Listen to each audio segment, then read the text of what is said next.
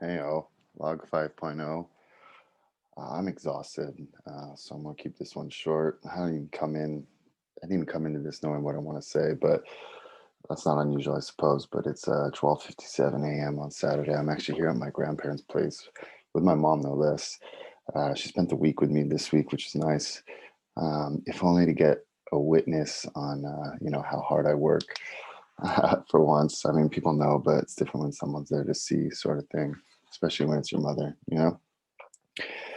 So she spent the week with me. Now we're here with my grandparents for the weekend. In West Yorkshire, just outside of Leeds. Um, I guess the closest real big city would probably be Huddersfield.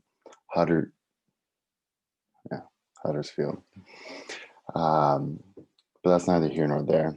Um, there's so much to be said today or this week about like the election, but I just don't have the energy for it, and it's not officially over yet. So we'll just pick that up next week, I think. Even though that's pretty much a bygone conclusion who the winner is now. You know, win for Biden, which wasn't looking that way the next day, the other day after election day. It was really looking like Trump, but in retrospect, Bernie Sanders really called it. I don't know if anyone saw that interview he did where he just like laid out exactly how it played out.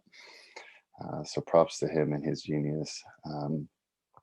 But above all else, to be honest, I guess props to Biden for winning, but dude, he just squeaked it out. I mean, I know the votes are still coming in, and there's more in his favor um, that are coming in, but still, it wasn't a definitive win. I mean, it was a definitive win, but it wasn't a.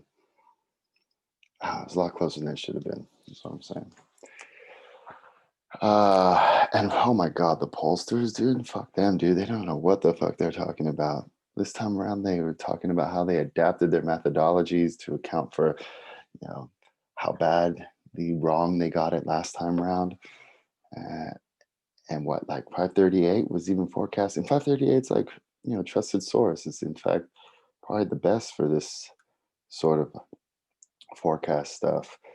And even there, we're saying like 90% chance Biden wins. And definitely didn't feel that way, come election day.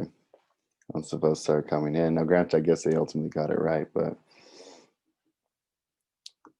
not by mine. Not really. There's too much to say about the election right now. I'm too exhausted, and you can probably tell. And it's hard for me to get the energy levels up to like talk too much because I don't want to be loud and wake them up. My grandma, my granddad, my mom. Um, what I will say is, it's been a tiring week. I think for the whole wide world, even us, even though it's just like watching America, it's exhausting, man. And not that that's even playing into my exhaustion, to be honest, but coincidentally, I'm just as exhausted. I imagine many in America are right now. Even though I haven't been like watching, I don't have TV. Didn't have TV. Just refreshing U.S. election results on Google, and then seeing that Associated Press graphic that I'm sure too many know what I'm talking about. But I'd seen how it shifted. Um, but really, I was working like 12-hour weeks, 12-hour days. And I only say that because I've, like I said, just recently started toggling timing, my tasks, how much time my tasks take. And, I used to do it when I was working remote from America on my own. And then I got away from it when I came out here, and now I'm back to it. And I'm really curious, how many hours a day on average I was working without knowing. And now I'm seeing on average, it's, north of 10 hours easily. And that's just on time spent doing tasks, right? Like there's a lot of in between too. I mean, the actual duration of what I'm working is, like I said many a time, 9 to midnight. But granted, 9 to midnight, I'm not working full on every single minute, 9 to midnight. But I guess I'm only working 11 of those on average. 11 of those. How many hours is that? I'm exhausted. 15. There's 4 hours in there where I'm taking a lot of smoke breaks. I'm going 2 packs a day is what I'm basically smoking these days, because between every task or a couple of tasks, task or two, I'm taking a break with a cigarette, thinking about what I just sent or completed or did, or the next task to do. And it's really the way I punctuate my day is with cigarettes. Um, and I wish I didn't need them like I do. It is a kind of need now. And definitely cut back on that 22 packs a day. It's not quite 2 packs, it's like a pack and a half. There's like a little bit left over. The next day, we'll probably go pick up some more. But they're fucking expensive, dude. They're like 13 pounds a pack, which is basically like $16, if not more. Currency exchange rates actually fluctuate a lot since I've been out here. One point it was like one US dollar to 1.2, 1.2, one British pound equals $1.2. Now I think it's like 1.35. I mean, look, I'm actually curious just for myself. And I just saw Bitcoin. I just looked up Bitcoin earlier today. Bitcoin's at north of 15K. I didn't even realize. Nice little bounce back there. 1.32. One point was as low as like 1.19. When I first came out here, I think it was like 1.2. Should just put all my money in British pounds and made, whew, what is that? Little under 10% in like less than a year. I knew that even at the time, but the reason I kept it in US dollars is because I actually getting interest. But even after the interest rates have got reduced, I still get like, well, now not much, but now like less than 1% from this credit union in the US I use.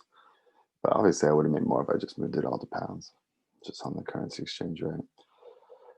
Mhm. I knew it at the time. I don't know why I didn't pull the trigger on that, but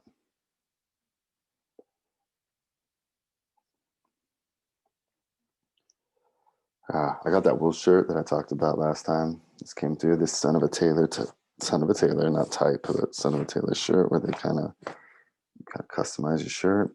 I just like that it's wool. I traveled in it today. It took like a 3-hour train ride from London through Leeds to Wakefield.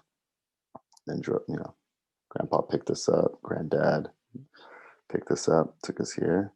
Usually, not even just when I travel, just about generally anytime I sweat like crazy in the armpits. I hate it, especially with some shirts which are like tight on the pit.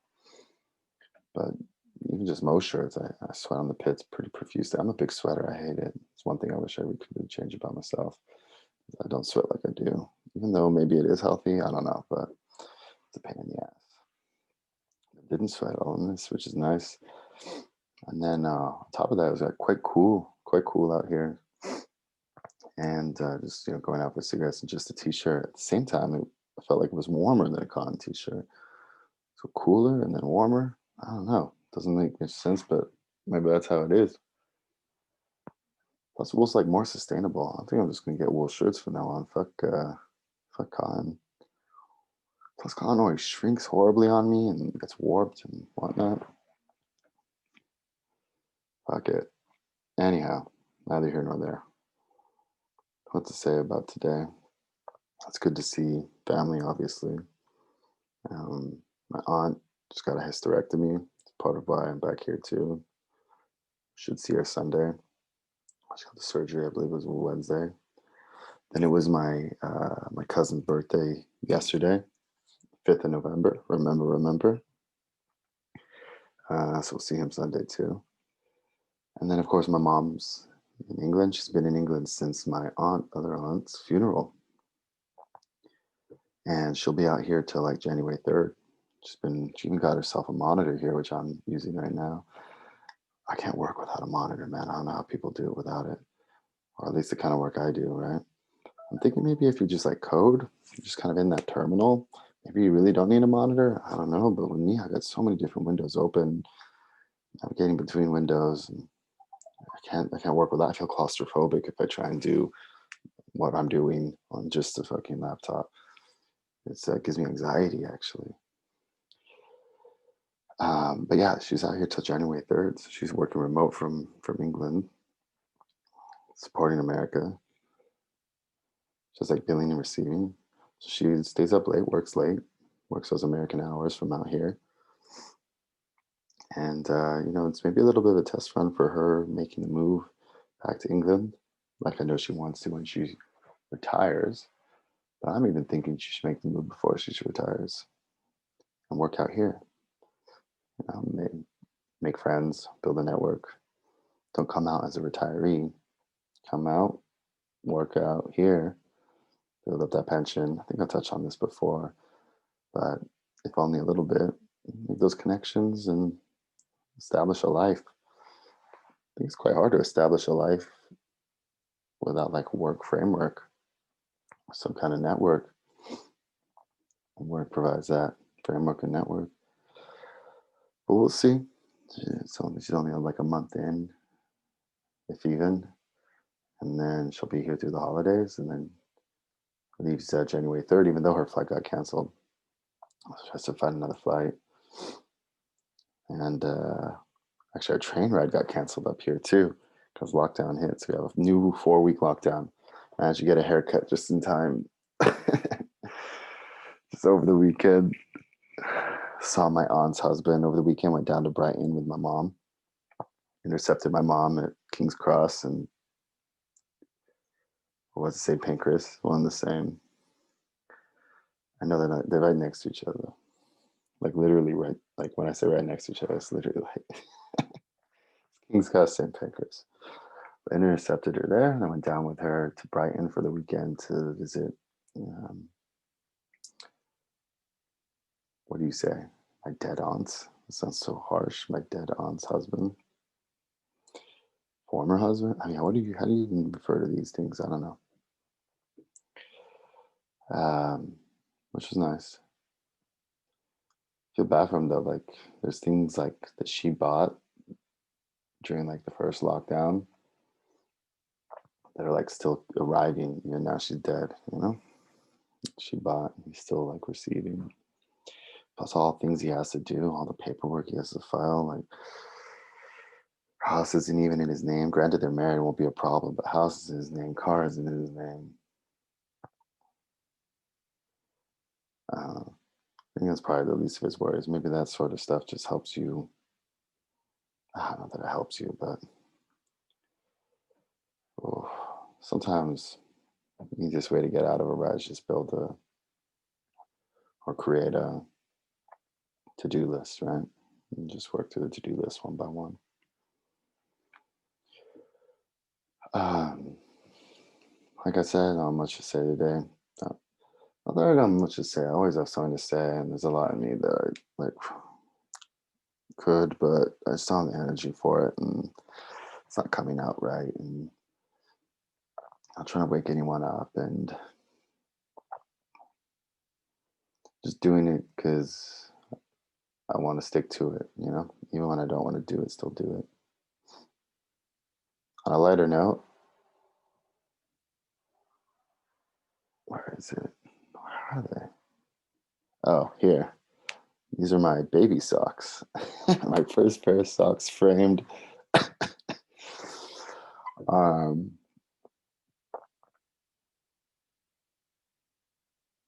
and with that said, I'll let it go here. Much love. Be happy. Do good. Love out.